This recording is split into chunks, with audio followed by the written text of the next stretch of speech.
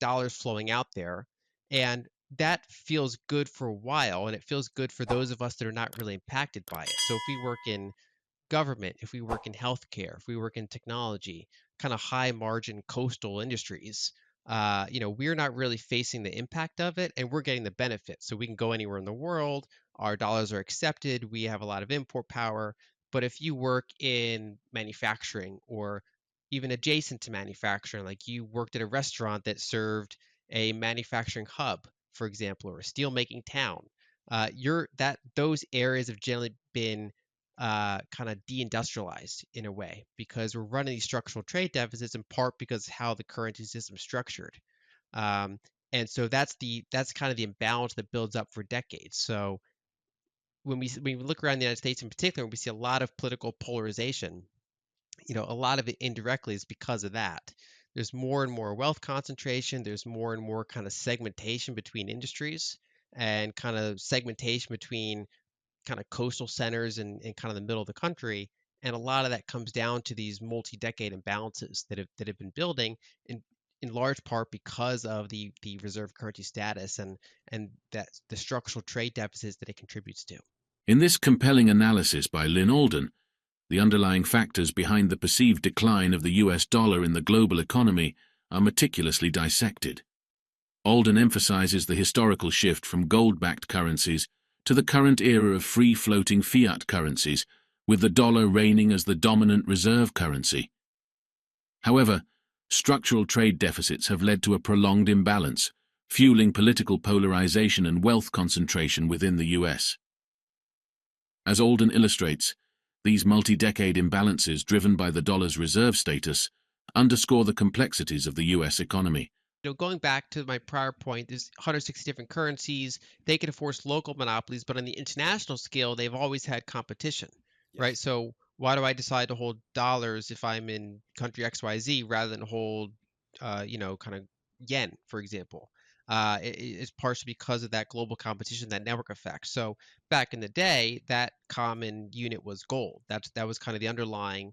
Um, and as speed became more and more of a variable, we started to abstract that. So, for example, the British currency was, it was a layer two on top of gold, but it was basically this faster clearing, centralized clearinghouse type of thing that entities could, whether large banks or central banks or other kind of large entities could all kind of go through this efficient clearinghouse to store value, transfer value.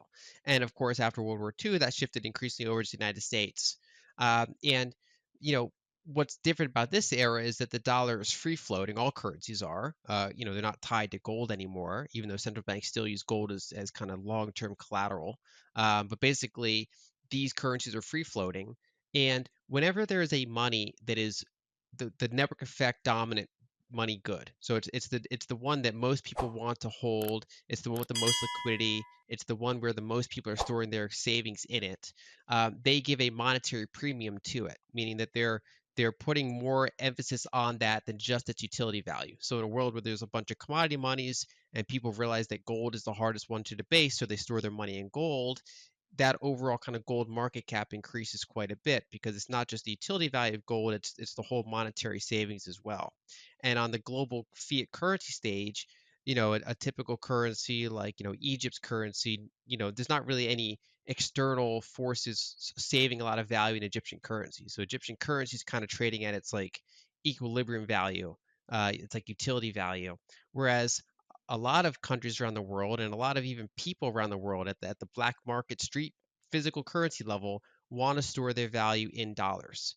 And so that they give a monetary premium $2 above their utility value. And so a lot of currencies trade, real interest rates. That's a big factor that kind of makes more entities want to hold it or less hold it. Another big factor is how good the economy is doing and what's the current account surplus or trade surplus look like. If they're producing more than they're consuming, that's generally good for a currency. These are all things that affect like a utility value of a currency. What makes the reserve currency, in this case the dollar, different is that regardless of what real interest rates are doing, for the most part, regardless of what the trade balance is doing, simply because it's the network effect dominant good. It's what debt's priced in. It's what international contracts are made in. It's the largest, most liquid capital market. So many people are holding that currency or that currency's derivatives. And what that's doing is that even as a trade deficit develops, it doesn't really get corrected in a way that many other currencies would. And so, the whole world demands dollars. And so the question is, how do those dollars get out to the world?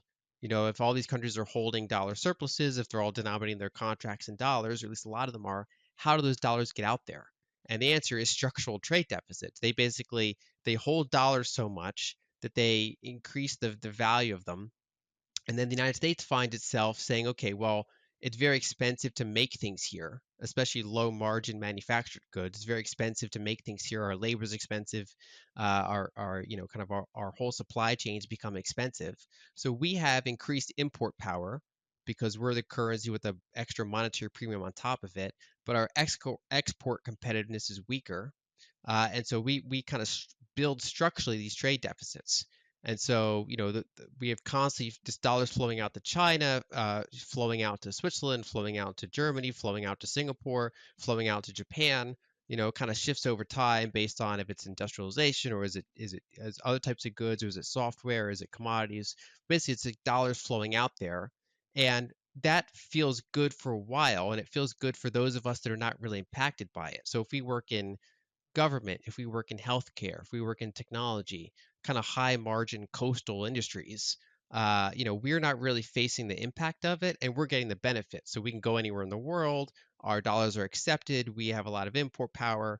But if you work in manufacturing or even adjacent to manufacturing, like you worked at a restaurant that served a manufacturing hub, for example, or a steel making town, those areas have generally been kind of deindustrialized in a way because we're running these structural trade deficits in part because how the currency system is structured.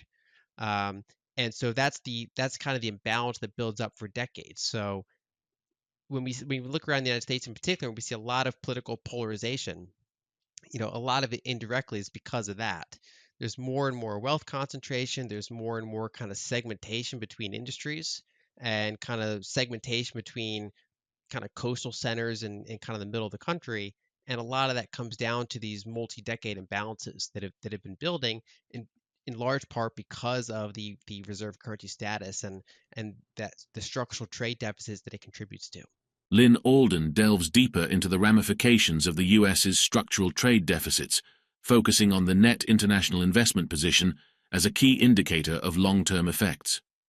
As Alden explains, these deficits result in the outflow of American currency, which foreign entities then reinvest into US assets, leading to a significant imbalance in ownership. Shockingly, the rest of the world now owns a considerable portion of American assets compared to what the US owns abroad, reaching approximately minus 70% of GDP.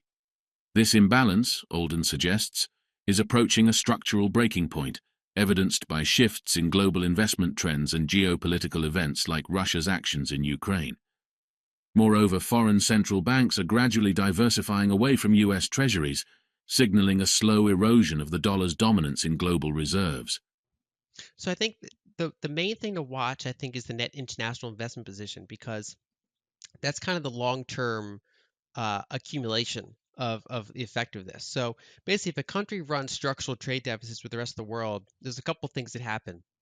If it's old school and it's based on gold, basically what you're going to get is an outflow of gold from that country towards the surplus country. But of course, we don't rely on gold anymore. So what happens is our currency leaves the country, and then those foreign entities can reinvest that into our assets. So, for example, if we run a very big trade deficit with China, they can buy treasuries, for example. That was a classic use case. Increasingly, they've been deciding to buy equities or real estate or private equity and things like that instead.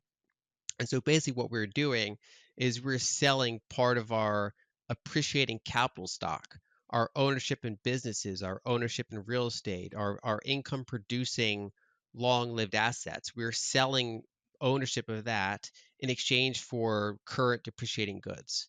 And so the amount of American assets that the foreign sector owns relative to the amount of foreign assets that American owns is now very lopsided. So back in the 70s, for example, the United States as a whole, whether it's government entities or whether it's, mostly it's private Americans, we owned more foreign assets than foreigners owned American assets. But because of accumulated trade deficits, now it's the opposite. Now the rest of the world owns way more American assets than we own foreign assets, to the tune of something like negative 70% of GDP, which is one of the most, it's the most negative out of any large country, and it's the most negative in absolute terms, one of the most negative in percent terms. And that's the thing that starts to become just eventually structurally impossible to keep going. It's hard to say exactly where that stopping point is, but it's not like negative 300% of GDP. It's like maybe negative 100% of GDP is where you start to kind of run into that there's just not enough fuel to keep that engine going. And we already started to see shifts ever since the global financial crisis. So for decades, foreign central banks were holding less and less gold and more treasuries. That started to reverse. So ever since 2009, they've been increasing their gold tonnage, and ever since about 2013 or so, their foreign central bank exposure to treasuries has kind of flatlined. So they're not like rapidly selling their treasuries, but they're not really accumulating them at the rate they used to. And so overall, it's just this gradual shift. Kind of what led that was China decided it was more in their interest to do the Belt and Road Initiative type of investments. They want to take their surpluses and then go out and fund commodity deposits or fund port infrastructure and things like that, rather than just keep buying more and more treasuries or U.S. stocks and things like that. And so over time, that kind of in some ways multipolarizes the world. Then we've seen a couple kind of watershed moments, like Russia invades Ukraine. America and European entities freeze Russian reserves, and then that forces them to redenominate some of their contracts elsewhere, accelerate their building of non-dollar payment systems. Other countries see that and say, well, I want to reduce the tail risk that ever happens to me.